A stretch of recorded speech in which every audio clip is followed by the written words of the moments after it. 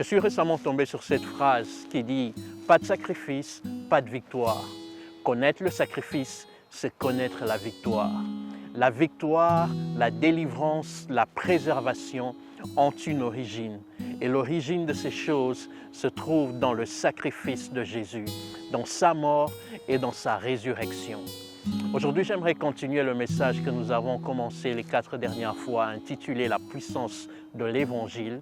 Et j'aimerais m'attarder aujourd'hui ou continuer sur ce que nous avons dit précédemment, comment fonctionne la foi. Dans Romains au chapitre 1, du verset 16 au verset 17, Paul dit ceci, il dit « Car je n'ai point honte de l'Évangile, c'est une puissance de Dieu pour le salut de quiconque croit. » Et ce mot « salut » veut dire délivrance et préservation. Il dit que l'Évangile est la puissance de Dieu pour la délivrance et la préservation de tout celui qui croit en cet Évangile. Et le verset 17 dit « Car en lui est révélée la justice de Dieu par la foi et pour la foi. » La justice de Dieu, c'est le fait d'être agréable à Dieu. C'est le fait d'être tel que Dieu veut que l'homme soit. Et cette justice de Dieu, Paul dit, est révélée dans l'Évangile. Alors nous voyons l'association qu'il y a entre la foi et la justice. Il faut qu'il y ait la foi pour que la justice soit obtenue. Il faut qu'il y ait une conviction dans le cœur pour finalement être agréable à Dieu. Dans Hébreux au chapitre 11 et au verset 6, la Bible dit que sans la foi, il est impossible d'être agréable à Dieu. Le seul moyen d'être agréable à Dieu, le seul moyen d'être beau et bon aux yeux du Seigneur, c'est en ayant la foi. Et cette foi est le moyen par lequel nous sommes agréables à Dieu. C'est le moyen par lequel nous sommes purs, le moyen par lequel nous sommes parfaits aux yeux de Dieu.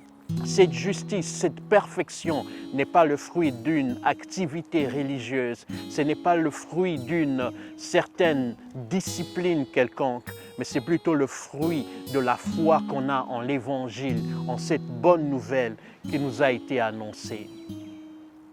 Voilà le moyen par lequel nous pouvons être agréables à Dieu.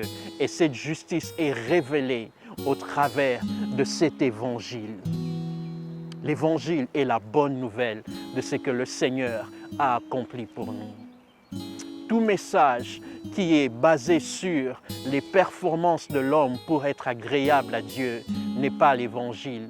Tout message qui est basé sur une discipline ou un effort humain pour finalement saisir la présence de Dieu ou jouir de la communion avec Dieu n'est pas l'Évangile. L'Évangile marque l'œuvre de Christ pour l'homme. L'Évangile marque l'œuvre de Christ pour l'homme. Ce que Jésus a accompli dans sa mort et dans sa résurrection pour le salut, la perfection de l'homme. Ce que nous appelons la justification ou le fait d'être juste devant Dieu. Voilà ce qu'est l'Évangile. L'Évangile est ce message qui présente Jésus comme étant le moyen par lequel l'homme peut obtenir sa délivrance et sa préservation. Le moyen par lequel l'homme peut être agréable à Dieu. Le moyen par lequel l'homme peut triompher de ce monde. Et Jésus est la solution. Jésus est le chemin. Jésus est la réalité. Jésus est tout ce dont l'homme a besoin pour jouir d'une vie abondante, d'une vie qui donne gloire à Dieu. Et cela est présenté par l'Évangile. Alors sans la foi, il est impossible d'être agréable à Dieu. Alors comment cette foi fonctionne? Nous avons parlé de cela dernièrement. Mais j'aimerais dire ce dont Jacques parle dans son livre. Il dit que la foi sans les œuvres est morte. La foi a besoin d'une certaine activité, où le moyen par lequel on reconnaît la vie de la foi dans le cœur d'une personne, c'est par une certaine activité. La foi doit être agissante. Et nous avons lu dans le livre de Romains au chapitre 10, du verset 9 au verset 10, la Bible dit « Si tu confesses de ta bouche le Seigneur Jésus et si tu crois dans ton cœur que Dieu l'a ressuscité d'entre les morts, tu seras sauvé. » Que veut-il dire par sauver? Il parle de la délivrance et il parle de la préservation. Et au verset 10, il dit que car c'est en croyant au cœur qu'on parvient à la justice et c'est en confessant de la bouche qu'on parvient au salut. Alors voilà le moyen par lequel la foi fonctionne. La foi fonctionne par la conviction dans le cœur et par la confession de la bouche. La foi croit quelque chose et la foi confesse ce qu'elle croit. La foi est une conviction dans le cœur et la foi fonctionne par la confession de notre bouche. Et Paul dit encore dans le livre de 2 Corinthiens au chapitre 4 et au verset 13, il dit « Et comme nous avons le même esprit de foi qui est exprimé dans cette parole de l'Écriture, j'ai cru, c'est pourquoi j'ai parlé. Et nous aussi, nous avons cru, c'est pourquoi nous avons parlé. » Par là, nous voyons que Paul était un adepte du fonctionnement de la foi. La foi n'était pas simplement une conviction dans le cœur, mais la foi était aussi exprimée. Il dit, nous avons cru, c'est pourquoi nous avons parlé. La foi croit, la foi est convaincue et la foi s'exprime verbalement. J'aimerais lire avec vous un récit dans la Bible, dans les évangiles, dans Luc, au chapitre 6. Nous allons lire à partir du verset 43 jusqu'au verset 45. Je vais le lire avec vous. Ce n'est pas un bon arbre qui porte du mauvais fruit, ni un mauvais arbre qui porte du bon fruit. Car chaque arbre se connaît à son fruit. On ne cueille pas des figues sur des épines et l'on ne vendange pas des raisins sur des ronces. Et le verset 45 dit ceci. L'homme bon tire de bonnes choses du bon trésor de son cœur, et le méchant tire de mauvaises choses de son mauvais trésor, car c'est de l'abondance du cœur que la bouche parle. Dans ce passage, nous voyons Jésus faire mention de deux choses, de l'arbre et de son fruit. Il dit, on ne tire pas un bon fruit dans un mauvais arbre. Et on ne tire pas non plus un mauvais fruit dans un bon arbre. Celui qui veut un bon fruit, il doit le tirer d'un bon arbre. Et celui qui veut un mauvais fruit, il doit le tirer d'un mauvais arbre. Dans ce passage, Jésus représente le cœur de l'homme par l'arbre et les paroles qui sortent de la bouche de l'homme, il le représente par le fruit. Il dit, le cœur de l'homme est comme un arbre et les paroles qui sortent de sa bouche sont comme des fruits ou sont des fruits. Et pour appuyer cette pensée, j'aimerais rapidement lire une pensée avec vous dans le livre de Proverbes au chapitre 18. Nous allons lire le verset 20 et le verset 21. La Bible dit ceci, « C'est du fruit de sa bouche que l'homme rassasie son corps, et c'est du produit de ses lèvres qu'il se rassasie. » Le verset 21, un verset très populaire, dit ceci, « La vie et la mort sont au pouvoir de la langue, et quiconque l'aime en mangera le fruit. » Vous voyez, le verset 20 dit ceci, il dit, « C'est du fruit de sa bouche que l'homme rassasie son cœur. » Et le verset 21, « La vie et la mort sont au pouvoir de la langue, et quiconque l'aime en mangera le fruit. » Et cela confirme ce que Jésus disait, que la parole de l'homme est une représentation du fruit et le cœur de l'homme est une représentation de l'arbre. Alors là, nous voyons l'importance du cœur de l'homme. Et Salomon dit dans le livre de Proverbes, « Garde ton cœur plus que toute autre chose, car c'est de lui que viennent les sources de la vie. C'est de ton cœur ou c'est du cœur de l'homme que proviennent les limites de sa vie. » Comment est-ce que ces limites de la vie de l'homme sont établies? C'est au travers des paroles qui sortent de sa bouche. La vie et la mort sont au pouvoir de la langue. Voilà comment la foi fonctionne. Jésus dit que c'est de l'abondance du cœur que la bouche parle. Les paroles qui sortent de la bouche de l'homme sont des confirmations de ce qu'il y a dans son cœur. Alors, nous disons avoir la foi. Mais cette foi que nous disons avoir doit être exprimée, doit être manifeste au travers de nos paroles. Le moyen par lequel on reconnaît la foi qu'il y a dans nos cœurs, c'est dans les paroles qui sortent de notre bouche. Et ça, c'est non seulement le moyen par lequel on peut reconnaître la foi, mais c'est aussi le moyen par lequel on expérimente. C'est le moyen par lequel on peut saisir ce salut parfait qu'on a obtenu par la mort et la résurrection de Jésus-Christ. C'est en confessant de la bouche qu'on parvient au salut.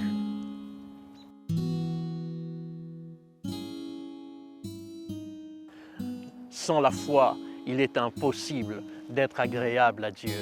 Le seul moyen d'être agréable à Dieu, le seul moyen d'avoir la justice de Dieu, c'est par la foi.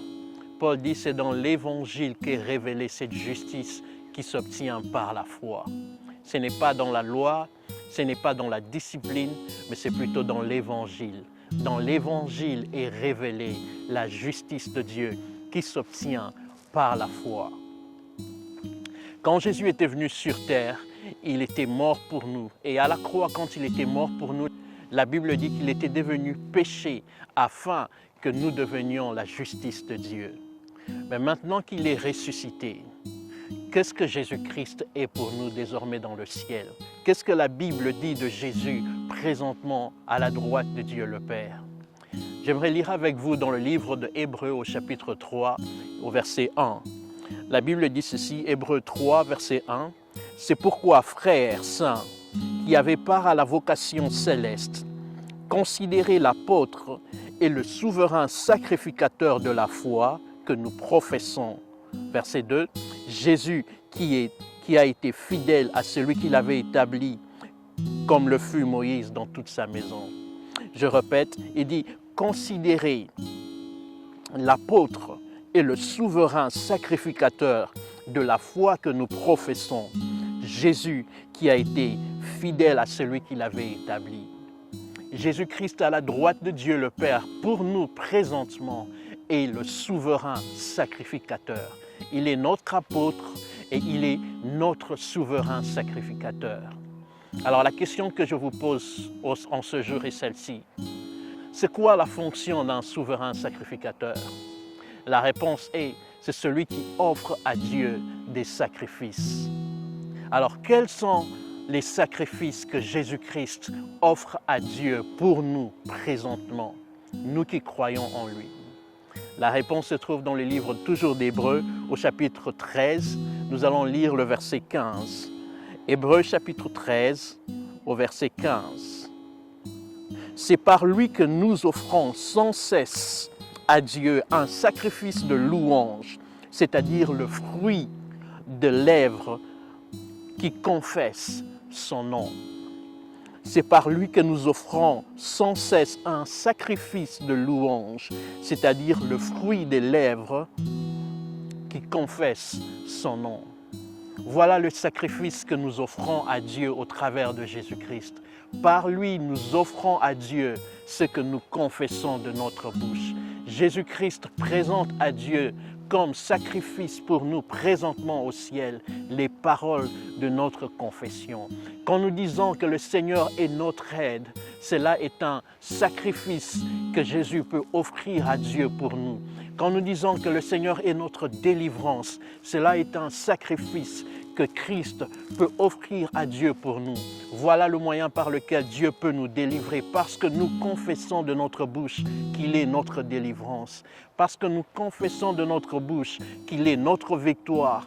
C'est comme ça que le Seigneur peut intervenir pour la victoire dans ce monde. Parce que nous confessons de notre bouche qu'il est notre justice. C'est comme ça que le Seigneur est notre justice, parce que cela est le sacrifice que Jésus-Christ offre à Dieu pour nous. Nos paroles sont des sacrifices que Christ offre au Père en notre faveur. Alors, quelles sont les paroles qui sortent de nos bouches? Quelles sont les paroles qui sortent de vos bouches? Je vous encourage à confesser Jésus-Christ. Je vous encourage à confesser votre délivrance. Je vous encourage à confesser votre victoire sur l'épreuve. Je vous encourage à confesser votre guérison dans les temps des épreuves en termes de maladie. Confessez votre salut parfait en Jésus-Christ.